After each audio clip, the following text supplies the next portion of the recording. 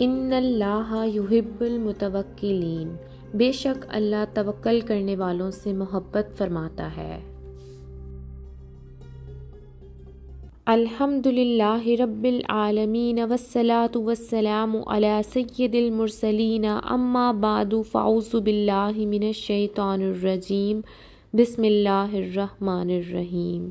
ربنا آتنا فی الدنیا حسنۃ وفی الآخرۃ حسنۃ وقنا عذاب النار۔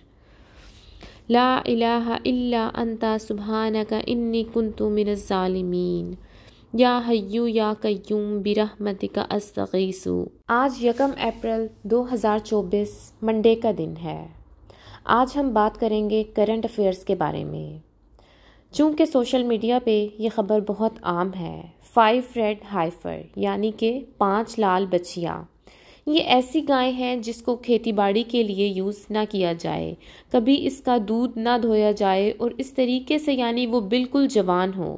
یہودیوں کی جو شریعت ہے اس کے مطابق کم از کم ان بچیاں کی عمر 3 سال ہونی چاہیے۔ اگر اس کی عمر 3 سال ہوگی تو وہ اس کی قربانی کریں گے، اور وہ اپریل 2024 یعنی اس مہینے میں اس کی عمر 3 سال ہو جائے گی۔ اسرائیل نے یہ تمام بچیاں امریکہ سے منگوائیں جن کی قیمت $5 لاکھ ہیں، ہر ایک کی قیمت $1 لاکھ ہے۔ اب وہاں سے امپورٹ کرنا تو آسان نہیں تھا، اسی وجہ سے پیٹس کی صورت میں یہ بچیاں لانی پڑیں۔ سب سے پہلے یہ ایشو ترکی TRT چینل نے اٹھایا، پھر پوری دنیا کے مسلمانوں نے اس ایشو کو اٹھایا۔ مختلف ویلاگز بنا رہے ہیں، کچھ لوگ ویڈیوز بنا رہے ہیں، مختلف چینل پر اس کی ڈسکشن عام ہے۔ حالانکہ ہونا کچھ بھی نہیں ہے جب تک اللہ نہ چاہے، اور نہ ان کی مرضی سے کچھ ہوگا۔ ہمارے مسلمان بہن بھائی کیوں پریشان ہیں اس یہودیوں کی ایکٹیویٹی سے؟ مانا کہ یہ ساری مقدس کتابوں میں اس کا ذکر ہے، دجال کے آنے کا بھی ذکر ہے، لیکن جو لوگ قرآن کو مانتے ہیں، اللہ کو مانتے ہیں اور آخرت کے دن کا یقین رکھتے ہیں، وہ کیوں پریشان ہیں؟ دجال نے تو آنا ہی ہے، جب اللہ چاہے گا اسے نہ آپ نکال سکتے ہیں، نہ یہودی نکال سکتے ہیں، اور نہ کوئی اور نکال سکتا ہے جب تک اللہ نہ چاہے۔ اور یہ بھی تو سوچئے کہ جب دجال آئے گا اس کے خاتمہ کرنے پر حضرت عیسیٰ علیہ السلام بھی تو آئیں گے۔ اس لیے آپ لوگوں کو خوش ہونا چاہیے کہ ہم حضرت عیسیٰ علیہ السلام کو دیکھیں گے، بلکہ اپنے آپ کو اتنا مضبوط کر لیں کہ ہم حضرت عیسیٰ علیہ السلام کی فوج میں شامل ہو کر دجال کا مقابلہ کریں، اور حضرت عیسیٰ علیہ السلام دجال کا خاتمہ کرتے ہوئے ہم حضرت عیسیٰ علیہ السلام کو دیکھیں۔ برائی کا خاتمہ ہوگا، اس کے بعد امن ہوگا، اور ایسا امن ہوگا جو کبھی ختم نہیں ہوگا۔ تب صرف اسلام کا نعرہ ہوگا۔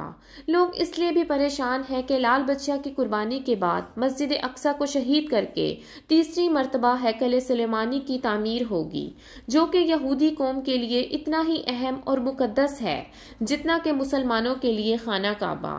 اس قربانی کے بعد تیسری عالمی جنگ کی پیشن گوئی تورات اور انجیل اور بہت ساری مقدس کتابوں میں بھی موجود ہے۔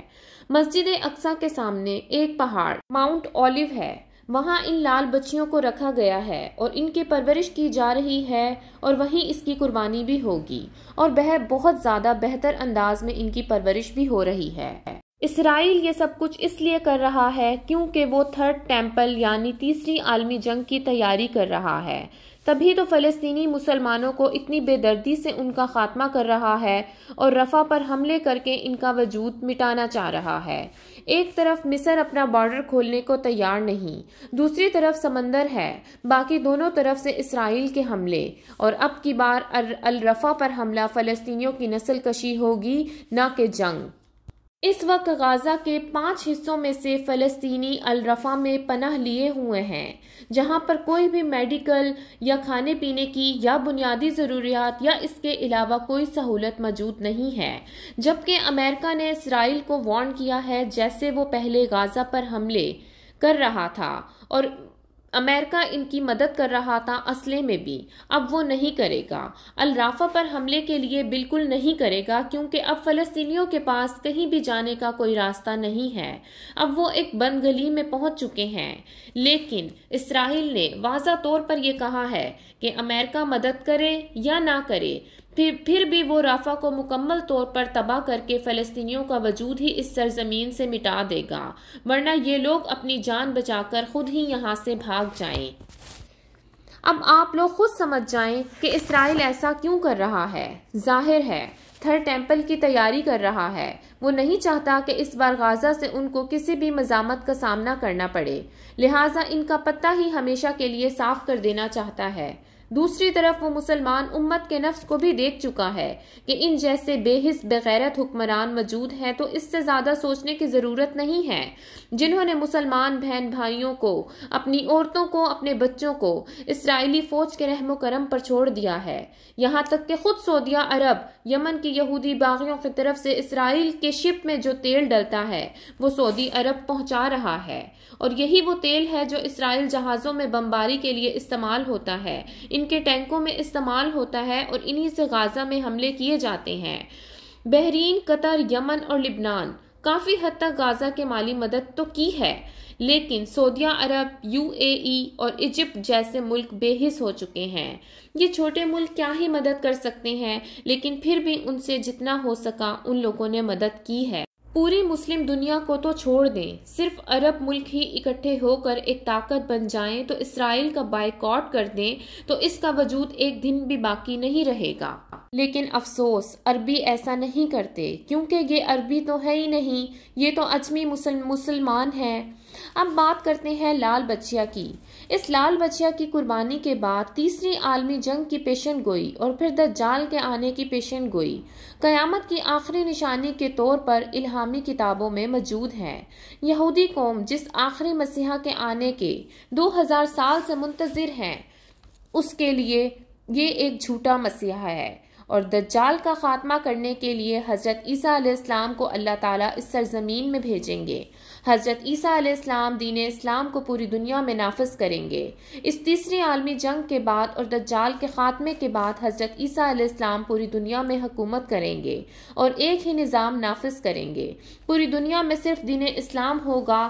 آپ لوگ خود اندازہ لگائیں کہ ہم قرب قیامت تک پہنچ چکے ہیں۔ یہ فکر کی بات نہیں ہے بلکہ خوشی کی بات ہے۔ ہم نے قرب قیامت کی پیشن گوئی کو پورا کرتے ہوئے اپنی آنکھوں سے دیکھ لیا۔ ہمارے پاس سوچنے کے لیے بہت وقت ہے کہ ہم اپنی آخرت کی فکر کریں، اللہ کو راضی کریں، نہ کہ اس جنگ میں بہت تباہی ہوگی، لیکن اس تباہی کے بعد ایک لمبا سکون کا دور آئے گا۔